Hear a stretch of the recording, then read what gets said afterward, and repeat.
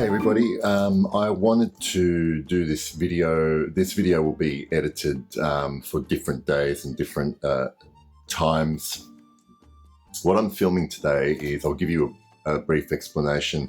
One of my followers on Instagram and subscribers to YouTube made a great suggestion to me, and the suggestion was that they send me several samples, all unidentified, only identified by a number.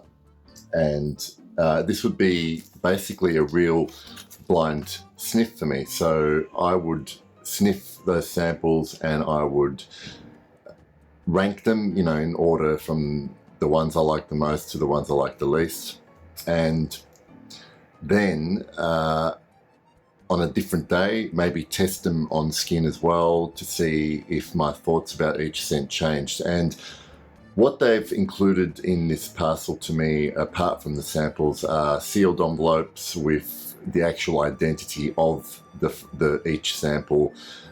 So you'll have to trust me that I haven't peeked and cheated on this. All I do know is that I have been sent 8 samples. There is a mixture of niche fragrances, designer fragrances, some marketed as masculine and some marketed as feminine. So I thought this would be really interesting to see how I feel about different scents, particularly when there is nothing else, packaging, marketing, brand name that might subconsciously influence what I like to smell. So I'm going to go ahead and sniff, and I'll edit out anything that's boring in this video, and I'll rank them. So I have these samples here, numbered 1 to 8. Naturally, I'll start with number 1. So I'm just going to spray it on a test strip that I've marked with the number. Okay, so number 1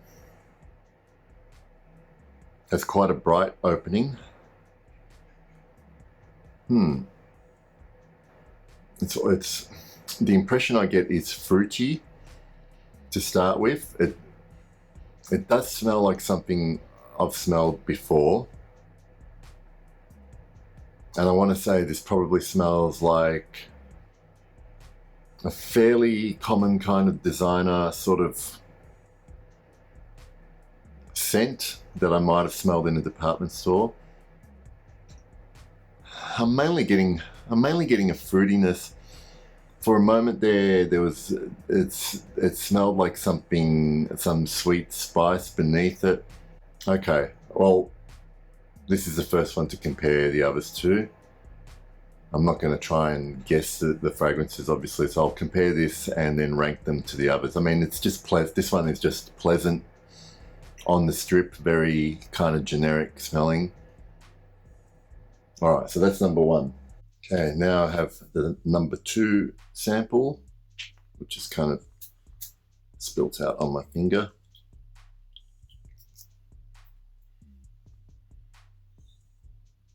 Okay, this is rose, predominantly rose. I mean, this kind of reminds me a little bit of like a lighter version of Noir de Noir. So I don't think it's a rose oud. I'm not picking up a lot of oud. It's kind of nice woody rose. I mean, it could be a number of different ones, but I like this, and I like how this smells more than number 1. All right, so this number 2 is being ranked above number 1. Okay, we've got number 3 now. Number 3 is familiar. I'm getting quite a nice leathery accord on number 3, and I like this the best so far, just because it's really my type of leather. That rose in number 2 was nice, but this is something that I'd probably wear more. All right, so number 3. Okay, number 4.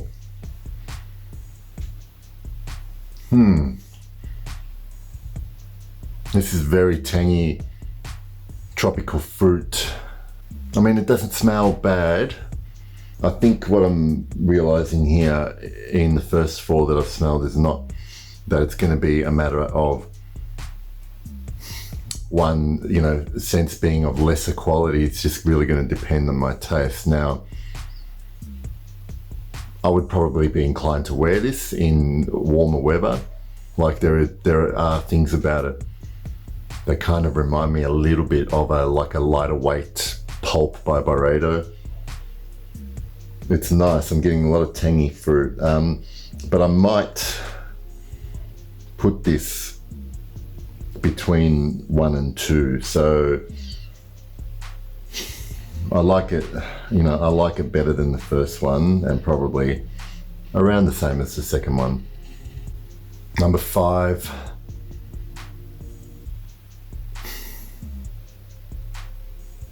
Smells quite floral. Not something I would wear. Like it's quite a sweet floral. No, this is like what I identify as a young girl's smell. I like this the least so far, number 5. Like I'm just getting pink and white florals and sweetness. Oh. 6 is really interesting. It's an accord that I really can't identify, but it smells. There's almost this bubblegum kind of sweetness underneath it, but not over the top, and it's it's quite synthetic and a little bit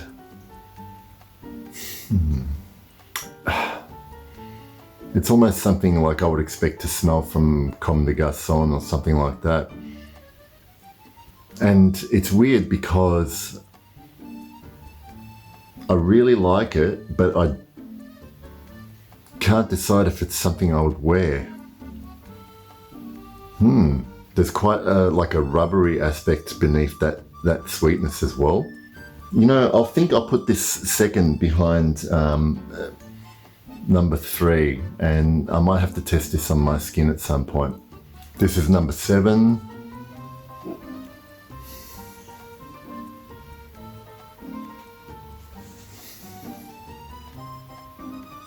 I'm getting another rose, what I detect as rose. It's quite musky rose as well. I actually quite like this, and hang on, I'm just gonna compare it to that other rose so I can decide which one I like more. Okay, I'm putting this above that first rose. So this is my 3rd ranked scent. And I'm finally at the 8th one.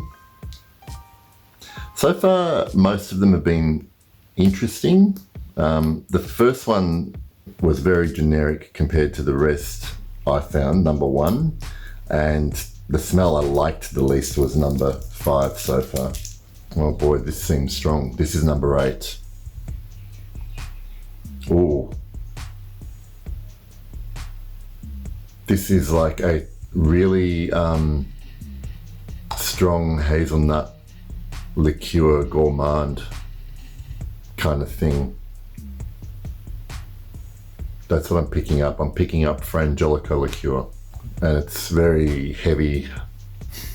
And given that I'm not a great fan of gourmands at the moment, I mean, someone, gourmand fans might like this if you like hazelnut. It's nutty, it's quite heavy and thick. There's elements of chocolate perhaps. I'll put this beneath the 2 roses that I liked. Okay, so just to sum up, all right, as a record, based on very first sniffs on test strips, my ranking from 1 to 8, 1 being my favorite to my least favorite. Number 3, number 6, number 7, number 2, number 8, number 4, number 1, and my least favorite being number 5.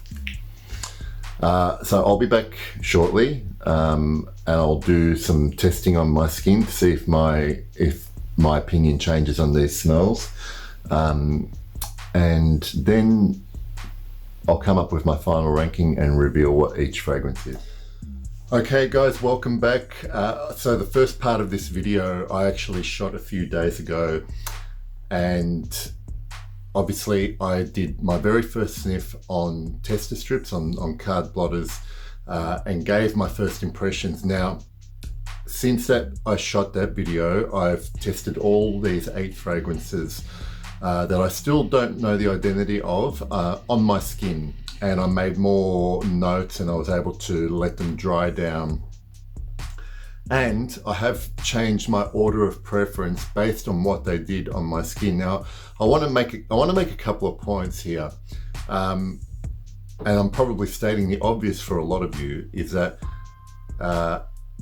I can't stress enough the importance of making a final judgment or evaluation on a fragrance only when you've tried it on your own skin, okay? Because I know for me that some of these fragrances improved in my estimation a lot based on how they performed on my skin.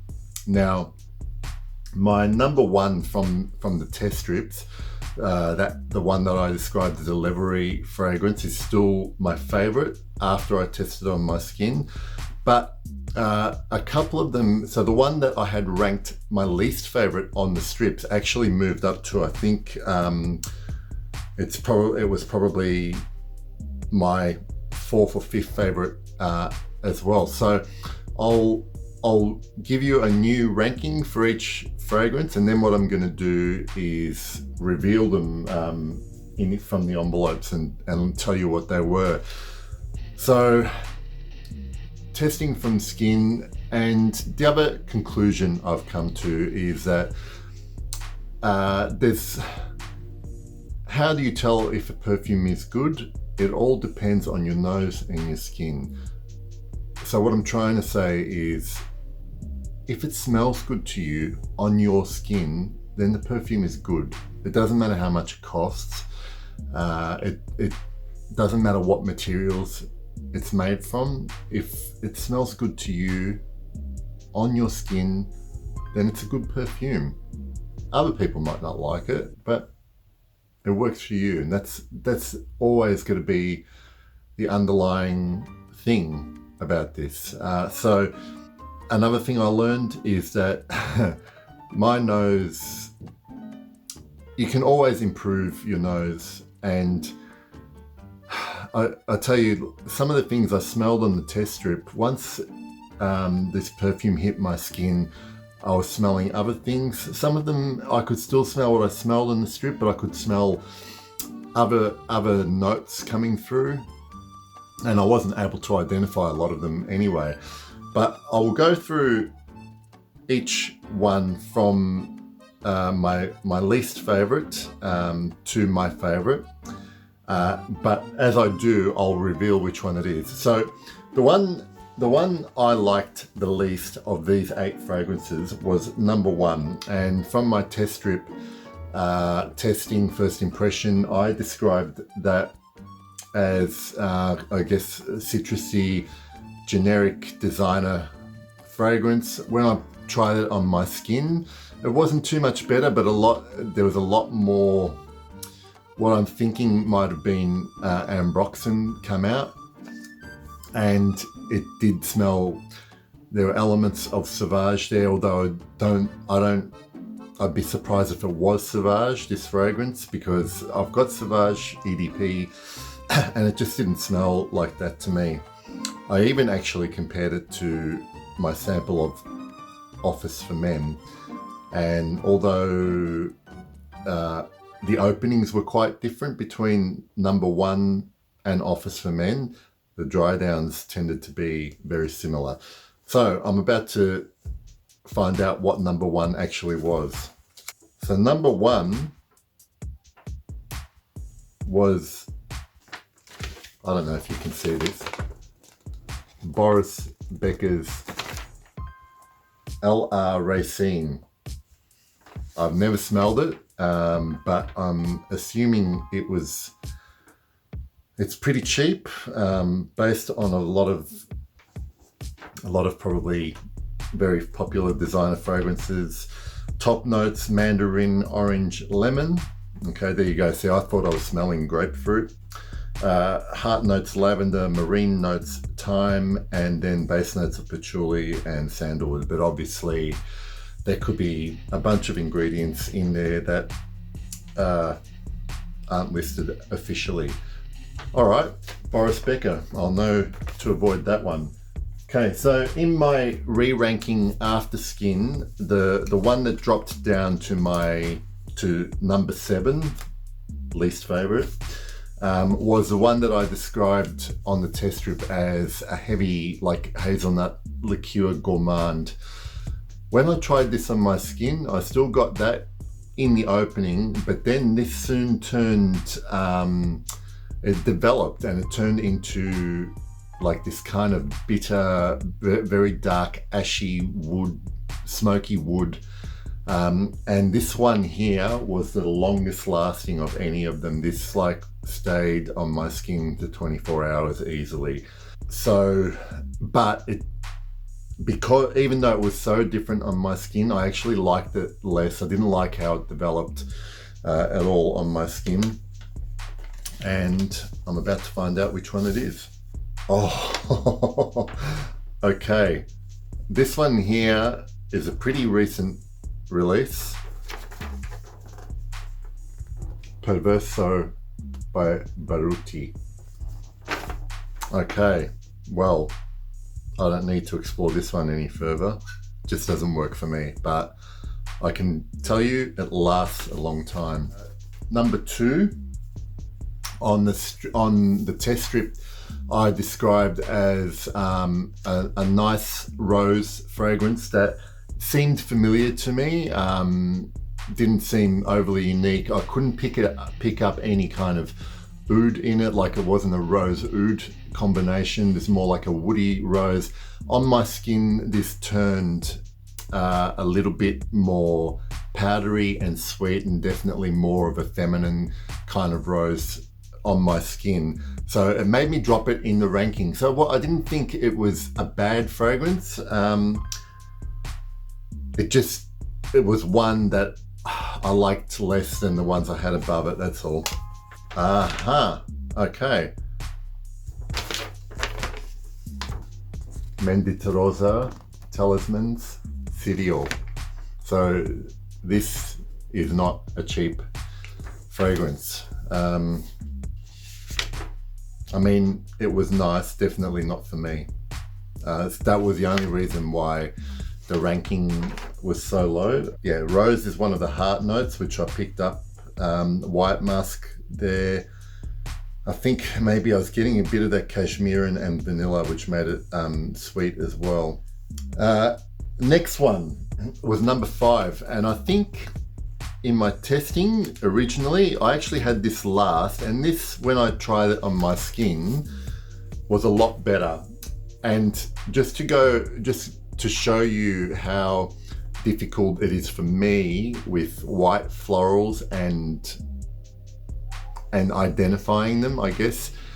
When I put this on my skin, there was no more white florals for me. On the test strip, it seemed like it, but this definitely turned into what I recognize as violets. Very delicate, and I only recognize it because I know I've got a little jar of ionones, which is what is usually used for violet flower notes. And that's what it smelled like to me, and I still don't know if it's actually a violent perfume, but did I say violent? Violet. But it on my skin, it developed, and I thought it really became, well, you know, on the strip I thought it was quite feminine, but I felt by the end, by the way this dried down, I actually kind of enjoyed it more, and it was something that I possibly would wear, although probably not have a bottle of.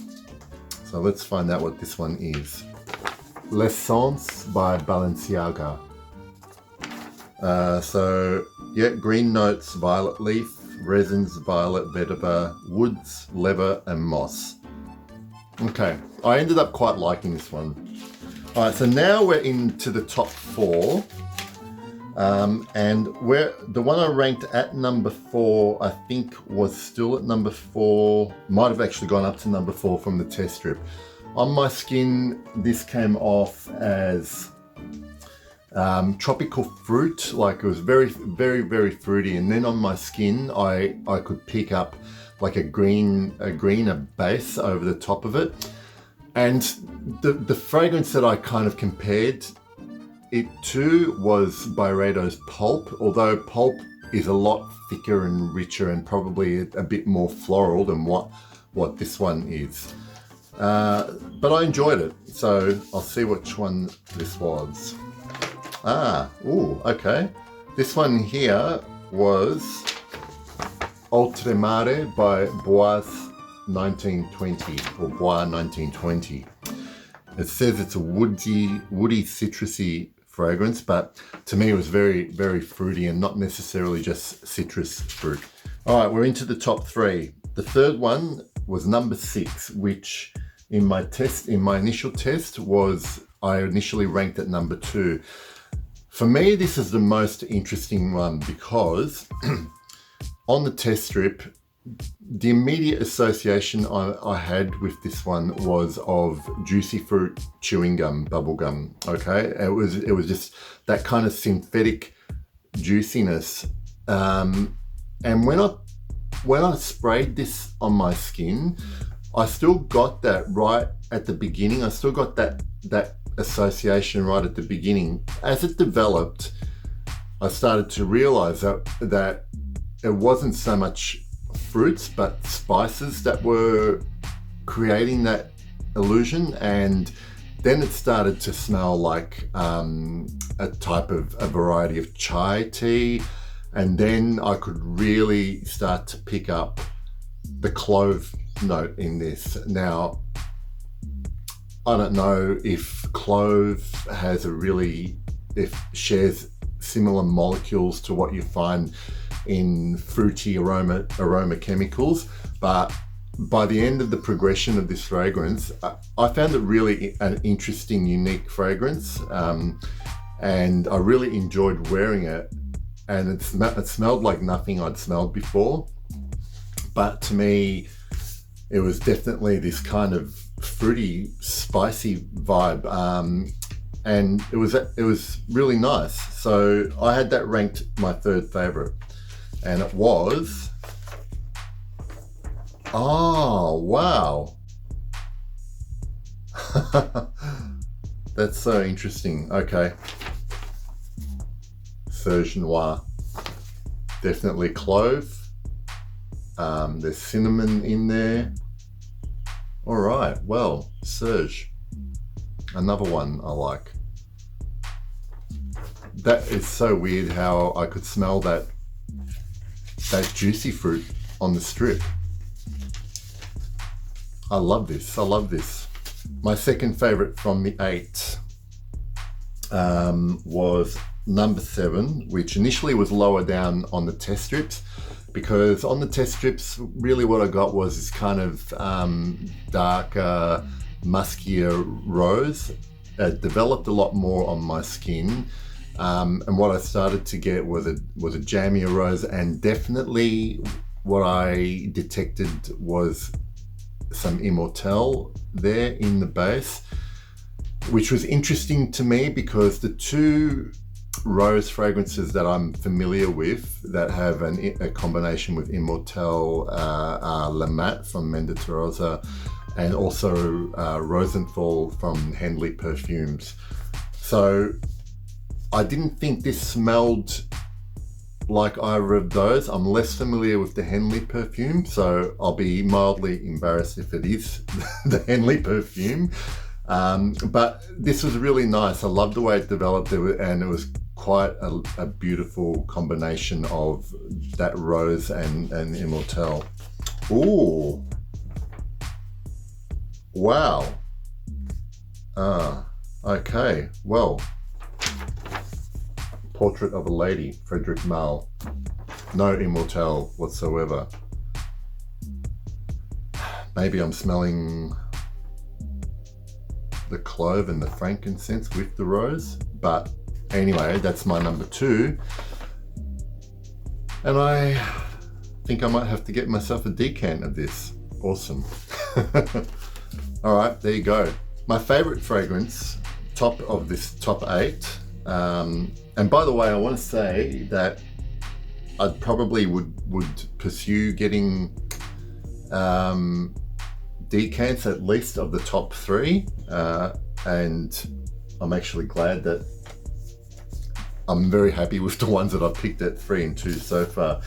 My favorite fragrance was this leather fragrance. It was a nice oily, at times suede leather as well, and I can't say that it developed a whole lot on my skin, but it was still like such a pleasure to wear, and I really enjoyed wearing it. And I'm already a fan of leather fragrances, so it was easy for me to put this at number 1. And I guess in hindsight, I could say, well, it wasn't as unique as Serge Noir or even Portrait of a Lady, but I still enjoyed wearing it. So we'll see which one it was.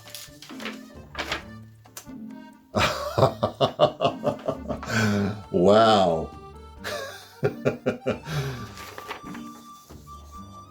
The brand new Serge Lutens La Couche de Diable. That is very interesting. 2 Serge Lutens in the top 3. One of them a very brand new one, which is supposed to have oud in it, and I got more leather than oud. I didn't get anything too animalic barnyardy, but that was really interesting.